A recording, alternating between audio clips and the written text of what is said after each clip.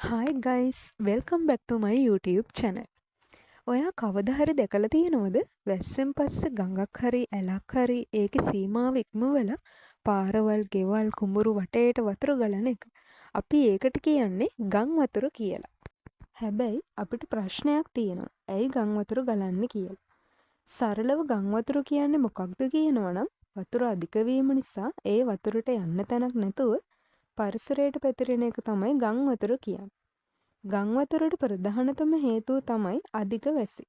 එක දවසක් හරි දවස් කීපයක් හරි දිගටම වැසි වැඩි වුණාම මේ පෘථිවියේ වතුර ප්‍රමාණය වැඩි වෙනවා. ගංගා වැව් ඇලවල් පිරී යනවා.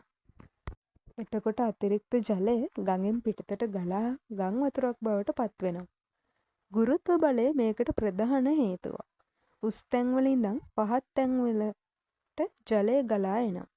වැසි ජලය කඳු ප්‍රදේශවලින් පහත් ප්‍රදේශවලට ඉක්මනට ගලා එන හින්දා පහත් බිම් ජලයෙන් යට වෙන එක දැක ගන්න පුළුවන්.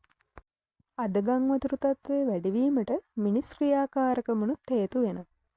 ජල මාර්ග අවහිර කිරීම, වනාන්තර කපා දැමීම, නාගරීකරණය, කස්සල පොලිතින් වගේ දේවල් ඇලවල් වලට ගංගාවලට එකතු කිරීම. මේ නිසා වතුරට බිමට යන්න ඉඩක් නැහැ. වැව් ජලාශ පිටාර ගැලීම තුළිනුත් ගම් වතුර තත්ත්වයන් නැති වෙන්න පුළුවන්. මොනවාද ගම් වතුරෙන් වෙන බලපෑම්?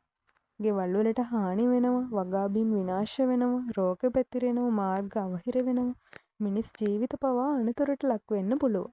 ඒ නිසා ගම් වතුර කියන්නේ ඉතා බරපතල ස්වභාවික විපතක්. ගම් වතුර ස්වභාව ධර්මයේ කොටසක් වුණාට අපේ අහිතකර ක්‍රියා නිසා ඒක තවත් වැඩි වෙනවා.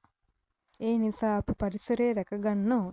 වනාන්තර ආරක්ෂා කරන්න ඕන. එතකොට අපිට ගම් වතුරෙන් නැති වෙන අනතුරු අවම කරගන්න පුළුවන්.